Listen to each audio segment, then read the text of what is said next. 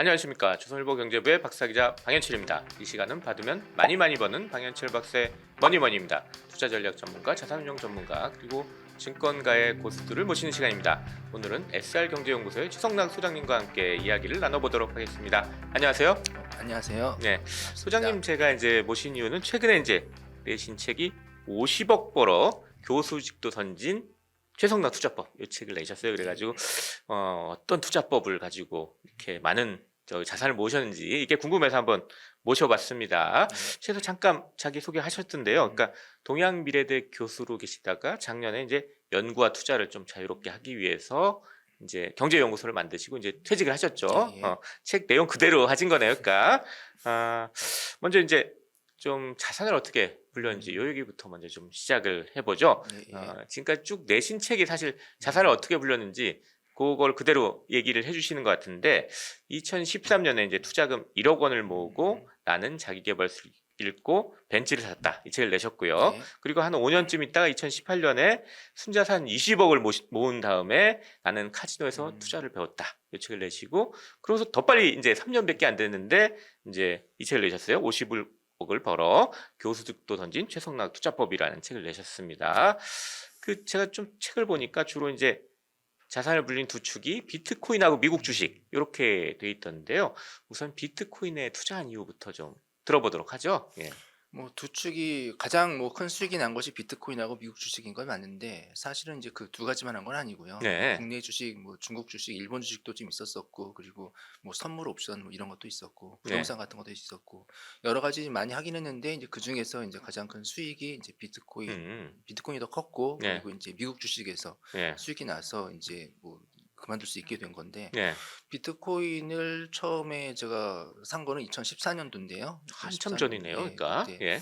그때 이제 2013년도에 이제 우리나라에서 비트코인에 대한 책이 처음 나왔었고 네. 그 책을 읽으면서 이거는 오르겠다. 어쨌든 투자라고 하는 것은 음. 이제 오를 거라고는 확신이 들을 때 이제 살 아무래도 수 있는 그렇죠. 거니까요. 예. 그래서 그런 확신이 이제 드느냐 마느냐의 문제인데 그때 이제 이거는 사두면은 장기적으로 두면 분명히 수익이 나겠다라고 하는 것을 그런 이제 확신이라고 할 그런 느낌을 가지고서 이제 하게 된 거고. 느낌만 아니라 무슨 이유도 있었을 것 같은데 왜냐면 아니 제가 최근에 예. 가치 투자자 워런 버핏이 얘기한 거 보니까 비트코인은 아무런 가치도 창출하지 않는다 그러면서 자기는 비트코인을 아무리 싸도 투자하지 않겠다 이렇게 얘기를 했거든요. 근데 투자하신 이유가 있을 것 워렌 같은데요. 버핏이나 예. 그쪽 이제 가치 투자자 입장이고요. 예. 가치 투자자 입장에서는 이제 그게 가치 그러니까 매달 얼마의 수익이 있느냐, 정말 수익을 창출하느냐, 1년에 얼마의 수익이 있느냐 거기에 따라서 투자를 하는 게 가치 투자자인 거고 워렌 네. 버핏은 이제 가치 투자자의 대표적이잖아요. 그러면은 그 비트코인 같은 경우에는 이제 매달 수익이나 그런 게 전혀 없으니까 그런 건 없죠. 가치 투자자 입장에서 보게 되면 이제 아무런 의미가 없는 거가 되는 거고요. 예. 근데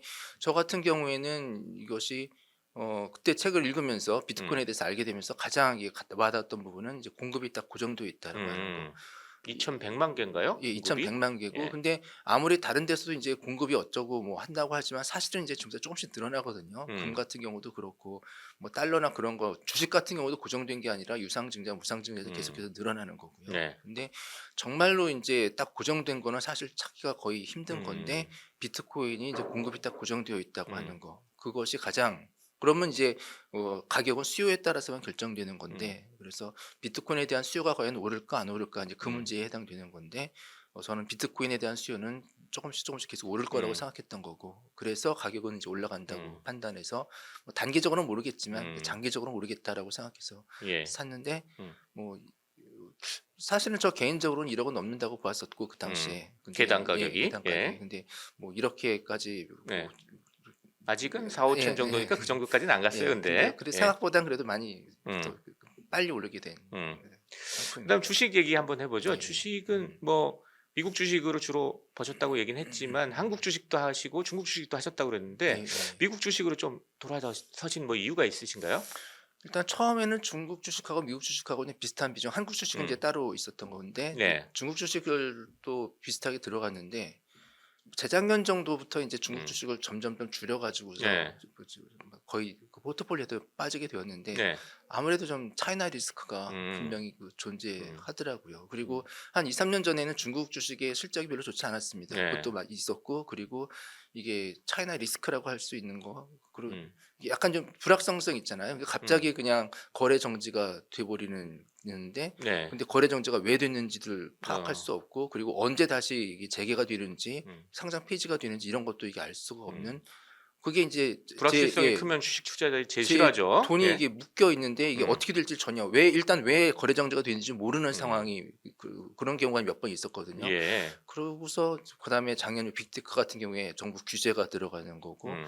그런 게 들어가면서 아무래도 이거는 좀 소위 차이나 리스크가 차이나 리스크가 있어서 상당히 크다. 그래서 이제 그쪽을 많이 빠게 된 거고. 예. 한국 주식. 한국 주식 같은 케이스는 사실 한국 주식 같은 케이스는 이제 장기적으로 하기는 참 힘든 것이 한 3년, 4년 정도까지 실적이 계속 좋은 거는 많이 발견되는데 예. 근데 그 이후로 한 5년, 6년 이상 계속해서 실적이 오르는 경우는 그런 주식은 찾기가 참 힘들었던 거고요. 힘들었던 거고 그리고 한국 주식도 정부 리스크가 좀 상당히 좀 컸습니다. 그러니까 제가 몇 년 전 가지고 있었던 것 중에서 좀 많이 비중 가지고 있었던 게 한국전력인데 네.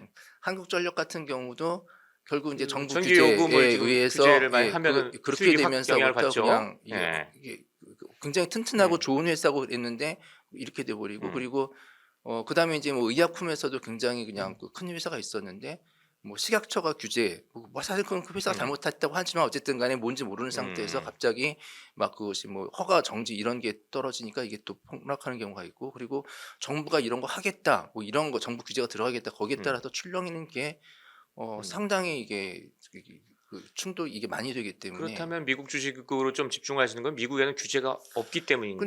뭐 이런 미국에서도 생각이 드네요. 규제가 들어간다고 예. 하더라도 그런 식으로 이게 출렁거리지가 않고 그러니까 예.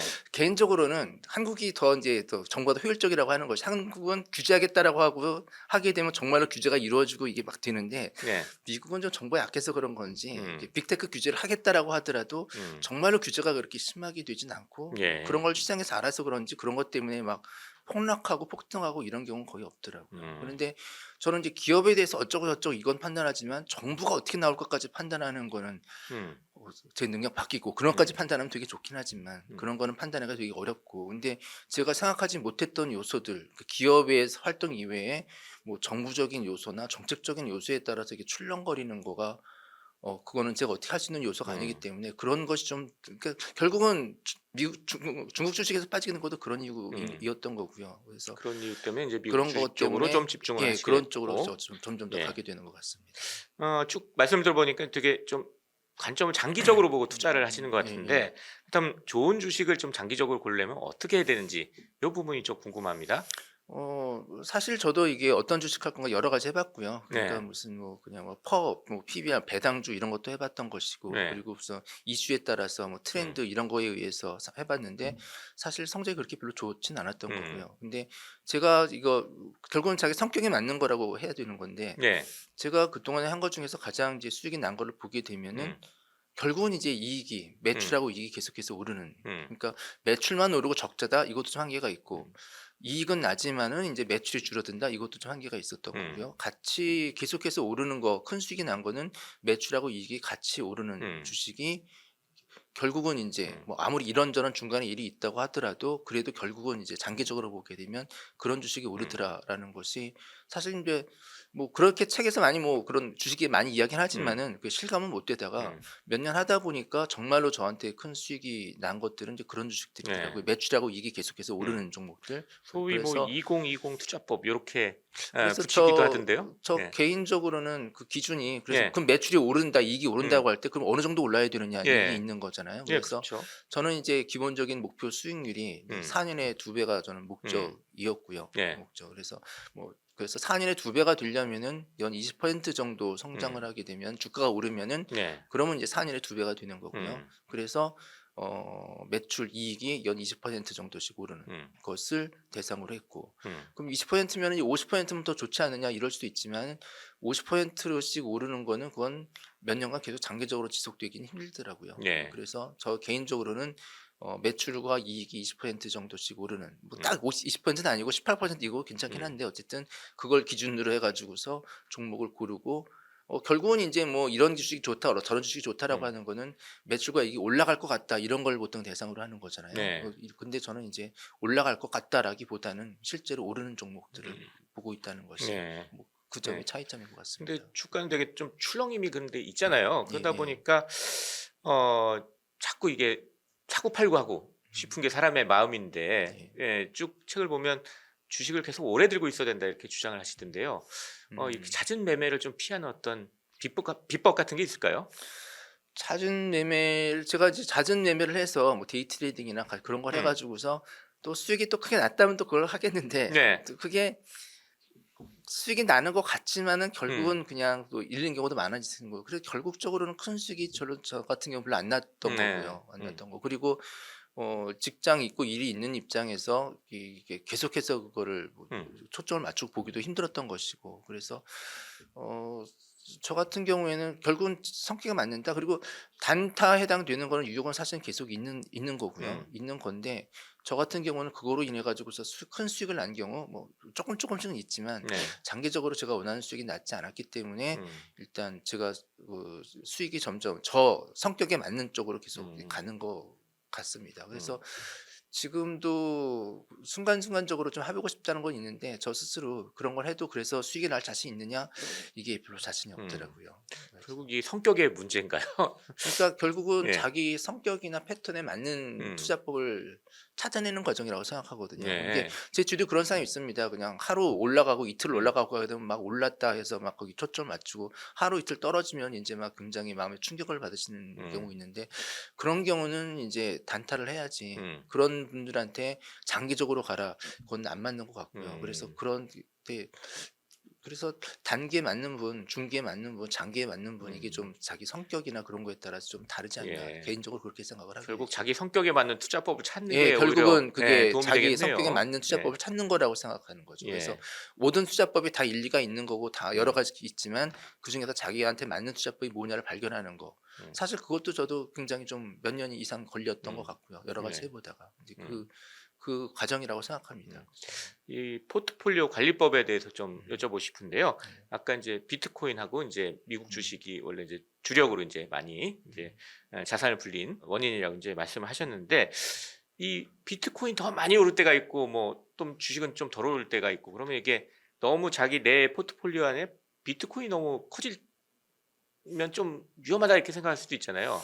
이런 포트폴리오 조정은 어떻게 하세요 그러면? 그게 처음에는 인제 비트코인에 투자할 때는 좀 액수가 좀 적었던 거고요. 네. 액수가 적었기 때문에 처음에 인제 주식 비중이 더 음. 컸던 것이고 그리고 사실은 미국 주식, 중국 주식 1대 1 이었으면 한국 주식 비중이 좀 더 컸었습니다. 근데 네. 그러다가 이제 그 주식 같은 경우에는 수익이 처음에는 그랬는데 그게 계속해서 오르니까 음. 결국은 인제 제가 개인적으로 이걸 더 넣자라고 하기보다는 그것이 점점 더 올라서 이게 비중이 높아지는 음. 케이스가 되는 거거든요. 음. 그리고 비트코인 같은 경우에도 처음엔 적었지만 비트코인 가격이 올라 가지고서 인제 비중이 그게 비중이 높아지는 많아지고. 케이스에 예. 해당되는 건데 그래서 그 포트폴리오 비중을 조정을 어떻게 하느냐가 음. 사실은 인제 좀 과제라고 생각합니다. 어떤 네. 경우에는 인제 뭐 그 뭐 1대 1대 1이다라고 하게 되면 이것이 오르게 되면은 다시 팔아서 1대 1대 1로 맞추고 뭐 음. 이런 식으로 해야 된다는 것도 있는데 네. 그런 식으로 하게 되면은 결국은 계속해서 오르는 거를 수익이 많이 나는 걸 계속해서 계속 팔라는 팔아야 얘기가 되는 되잖아요. 거잖아요. 예예. 그래서 그거는 음. 아닌 것 같고 그러니까 네. 일정 수준을 목적으로 하면 모르겠지만 '이건 계속 오를 것 같다.'라고 느껴지는 건데 그걸 팔아서 포트폴리오를 맞춘다? 이건 아닌 것 같고 네. 그래서 결국 저는 그냥 계속 그냥 뭐 처음에 딱 만든 데서 계속 오르는 거는 계속 두고 있는 건데 음. 근데 그렇다고 하더라도 하나의 비중이 또 너무 커지면은 네. 그러니까 저 같은 경우 이제 자기가 재작년에 비트코인이 8천만 원 되면서 예. 결국 비트코인이 전체 금융자산 중에서 그냥 뭐 70%를 차지하는 이런 식의 음. 사건이 벌어졌는데 네. 그건 또 너무 또 음. 불안해지더라고요. 음음. 불안해져 가지고서 지금 같은 케이스에서는 그 주식이나 비트코인이나 이제 주식 비트코인 그거는 50대 50은 맞춰야 되지 않나라고 네. 생각하고 조금 차이는 있지만 음. 하나의 비중이 너무 큰 거는 이거는 또 뭐 그걸 버틸 수 있으면 좋은데 이건 음. 너무 위험하다는 생각이 드는 거고 음. 이제 그래서 이제 비트코인을 조금 좀 팔아서 이걸 좀 맞추기 위한 그런 음. 조정은 있었죠. 근데 네. 기본적으로는 조정을 잘 안 하고 있고요. 음. 그래서 어떻게 그걸 조정을 잘 맞춰야 되느냐도 잘 모르겠고 음. 근데 뭐 올랐다고 해서 팔면은 결국은 이게 또 수익이 줄어들더라 음. 장기적으로 보게 되면. 그래서 그거는 아직 잘 확실히 제 개인적으로 확실한 기준이 마련되지 않은 상태라고 고민 중이시군요. 예, 그러니까 고민 예. 중입니다. 지금 우리가 너무 성공 사례만 얘기한 것 같은데 투자하셨다 실패하신 좀 사례도 있으세요? 그게 저는 이게 투자는 네. 실패가 성공하고 어느 게 맞냐라고 하게 되면 실패가 훨씬 더 많다고 아, 보고요. 그렇습니까? 근데, 예. 근데 성공했을 때 어느 정도의 수익이 나느냐 거기에 음. 따라서 전체적으로 결정이 나지. 그러니까 예. 이게 모든 게 뭐 이거나 투자나 아니면 뭐 도박 비슷한 것 같아요. 그래서 많이 전에서 이제 카지노에 투자를 배웠다도 마찬가지인데 네. 몇 번이나 땄느냐 몇 번 이러느냐 이거는 수익하고 전혀 관계가 없고 음. 잃을 때 조금씩 잃고 딸 때 크게 따면은 그러면 이제 수익이 나는 거니까요. 예. 그래서 투자 실패가 사실은 훨씬 많고 개수로 음. 따지면 가장 큰 투자 실패 몇 개 딱 하게 되면은 아까 말씀드린 한국전력 같은 케이스도 음. 그것도 5만 원, 6만 원에 샀다가 그냥 예. 거의 박살난 케이스에 해당되는 음. 거고요. 그리고 아까 식약처 규제에 따라서 예. 그리고 유상증자 맞아 가지고서 폭락한 경우도 상당히 음. 많고 오를 때. 근데 이 책에서는 이제 예. 거기 강원랜드 했는데 작년 코로나 처음 발생했을 때 이제 강원랜드는 보통 한 3만 원 정도의 가격대였는데요. 예. 코로나 사태가 되면서 거의 대폭락을 했고 음. 그래서 이제 25,000원, 23,000원 사람들이 다 떨어지니까 안 갈 테니까. 예. 예. 근데 이제 강원랜드 같은 경우에는 이거는 망할 리가 없는 거잖아요. 그리고 그 코로나 끝나면 다시 수익이 분명히 이건 네. 제대로 돌아오니까 그래서 25,000, 23,000원 됐을 때 이런 세상에 이런 기회가 없다라고 생각해서 강원랜드를 다른 주식들 막 우리나라 다 패고 하고 강원랜드에 이거 들어갔고 네. 그리고 더 떨어지잖아요. 아, 예. 더 떨어졌나요, 그때? 예. 더 떨어져서 2만 원까지 되니까 네. 세상에 3만 원짜리 주식이 2만 원, 강원랜드가 이렇게 세상에 쌀 수가 있냐라고 해서 또 이제 다른 자산까지 비트코인은 안 건드렸지만 다른 것까지 이제 몽땅 팔아가지고서 이제 강원랜드에 거의 소위 몰빵을 네. 하다시피 했고 그래서 이게 이제 2만 원이 이제 코로나만 끝나면 28,000원, 26,000 최소한 26,000원 넘어간다. 그러면 30% 이상 수익률이다라고 했는데 거기서 더 떨어지더라고요.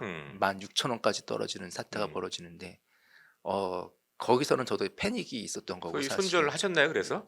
근데 그때 이걸 어떻게 해야 되나 엄청난 고민을 했는데 네. 그때 또 이제 원유가 또 이제 막 이게 60불 하던 것이 막 10불까지 떨어지는 사태가 벌어지고 그래서 결국은 이게 더 오를 거 가능성이 크다고 생각해서 강원랜드를 그냥 거기서 손절을 하고 그러니까 그때가 그냥 사실 뭐 1억 넘는 2억 가까이 되는 돈을 그 평당가 2만 몇천 원에 샀다가 16,000원에 결국 손절해서 그것도 상당히 손실이 좀 컸었죠. 근데 세상에 실패에서도 좀 배워야 된다 이런. 근데 강원랜드가 말씀이네요. 그때 예. 3만 원짜리 하던 것이 16,000원까지 갈 거라고는 사실은 전혀 상상도 못했던 거고 네. 지금도 사실은 어디까지 그렇게 떨어질까? 근데 코로나 때는 좀 그랬었죠.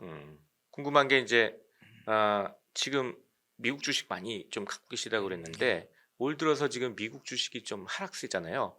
이런 경우는 책에도 잠깐 쓰셨지만 뭐 하루에도 막 억대로 막 이렇게 손실이 나고 뭐 이런다고 하셨는데 이거 상당히 그 마음이 불안한 투자자들도 되게 많거든요. 이럴 경우 어떻게 해야 될까요? 근데 이제 미국 주식은 이제 예. 폭락했는데 음. 올 1월 초부터 시작하게 되면 이제 네. 나스닥 같은 경우는 21%가 지금 네. 떨어졌더라고요. 근데 뭐 S&P 이거는 이제 다우는 좀 덜 떨어졌지만 이제 나스닥 같은 경우가 21%가 떨어졌는데 근데 사실은 저는 21% 떨어지는 거는 이제 제가 그동안에 한 10년 이렇게 하면서 보게 되면 아직 떨어지긴 많이 떨어졌는데 그냥 뭘 바꿀 정도의 폭락이라고까지 생각을 하지는 않고요. 네. 왜냐하면은 거의 뭐 30%, 50%막 이렇게 떨어지는 경우가 사실 많았고 그리고 네. 비트코인 같은 케이스에서는 기본적으로 뭐 지금은 이제 변동성이 상당히 줄어든 비트코인은 하루에도 케이스입니다. 30% 떨어지기도 그러니까 했잖아요. 이게 예. 20% 하루 이틀 사이 20% 떨어지는 케이스가 기본적으로 두 달에 한 번씩은 나오는 거고요. 그러니까 1년에 대여섯 번이 이제 20% 정도 떨어지는 경우가 나오는 거고 반타작 떨어지는 케이스가 한 2년에 한 번씩 나옵니다. 근데 이게 장기적으로 뭐 한 달, 두 달 사이가 아니고 그냥 며칠 사이에 그냥 반타작 나는 케이스. 그런 케이스가 하루 이틀 사이 20% 떨어지는 케이스가 이게 두 달에 한 번씩 나오는데 사실 거기에 좀 단련이 되다 보니까 예. 그런 거를 이제 버티다 보니까 지금은 20% 떨어졌는데 비트코인 떨어지면 이틀, 3일 사이, 2, 3일 사이에 20% 떨어지는데 이거는 4달에 걸쳐서 떨어졌기 때문에 그래도 그냥 스스로 많이 떨어진 건 맞고 손해 많이 본 건 맞는데 그래도 뭐 비트코인 떨어지는 것보다 낫다 이렇게 생각하면서 앞으로 일단, 계속 미국 주식은 유망할 것이다. 일단 그 미국 주식이라기보다는 그냥 제 기준은 매출하고 이익이 계속 오르느냐의 문제이기 아까 때문에 말씀하신 매출하고 20%씩 오르는 이익이 주식들. 예. 계속해서 오르면은 뭐 예. 중간중간에 좀 떨어질 수도 있지만 어쨌든 평균적으로 20% 계속 오르면은 그냥 계속 가는 거고 뭐 이런저런 일이 있지만 어쨌든 계속 매출과 이익이 오르면 계속 가는 거고 이게 매출과 이익이 떨어지면은 떨어져도 장기적으로 1년 정도씩 떨어지면은 그때는 이제 나오는 거고 네. 제 기준은 그렇죠. 그렇다면 그 소장님 포트폴리오 중에서 음. 좀 앞으로 괜찮다 뭐 이런 거 보는 뭐 종목이나 업종 같은 거 좀 공개해 주실 수 있는 게 있으신가 근데 궁금합니다. 저는 사실은 뭐 네. 책에도 있는 종목들은 전부 다 썼는데 저도 가장 대표적인 것이 가장 큰 수익 난 것이 이제 사실은 넷플릭스인데요. 미국 주식 중에서도 넷플릭스인데 넷플릭스가 이제 최근에 워낙 폭락을 폭락했잖아요. 해가지고 예, 예. 폭락을 해가지고 넷플릭스 이야기하기가 좀 그렇긴 한데 예. 근데 사실은 저는 그래도 아직 수익이 큰 게 이제 사실은 언제 들어갔냐의 문제거든요. 예. 그래서 아직도 저는 넷플릭스가 큰 수익이긴 한데 최근에 이제 엄청난 폭락을 했기 때문에 예. 뭐라고 할 수는 없겠지만 어쨌든 그래도 넷플릭스 같은 케이스도 매출과 이익이 그럼 떨어졌냐라고 하게 되면 또 그렇진 않고요. 뭐 가입자 수가 떨어졌다 이렇게 폭락을 했지만 예. 그래서 뭐 결국은 매출과 이익이 계속해서 오르는 종목들은 사실은 거의 다 알고 있으신 종목들입니다. 그냥 아마존, 뭐 구글, 그리고 뭐 넷플릭스, 뭐 어도비, 뭐 그 애플 같은 경우도 좀 몇 년 이러다가 이제 뭐 이제 이렇게 됐고 그래서 결국 미국의 사실은 빅테크들이네요. 이 예. 빅테크들을 그리고서 이제 뭐 그거 이외에 이제 제약회사나 그런 몇 개 있는데 그 사실 그렇게 좀 이름 있는 주식들이거든요. 그런 예. 것들은 그리고 기술주라고 하게 되면 그런 것들은 이제 그 매출은 굉장히 오르지만 적자인 기업들도 많잖아요. 근데 그런 거는 뭐 적자니까 그런 건 또 좀 예외적인 상황이고 그래서 아직까지 계속 그 유망 주식들 해당되는 거는 매출과 이익은 계속해서 이번에 이제 뭐 아마존 같은 경우에 적자다라고 하지만 어쨌든 매출은 크게 올랐고 예. 그래서 뭐 한 번 떨어졌다고 해서 팔거나 그러진 않고요. 음. 그렇기 때문에 그런 건 계속 지켜보는데 결국 그 매출과 이익이 계속 오르는 거는 미국에서 좀 유명한 기업들입니다. 네. 그래서 새로운 기업이나 그런 건 사실 없고요.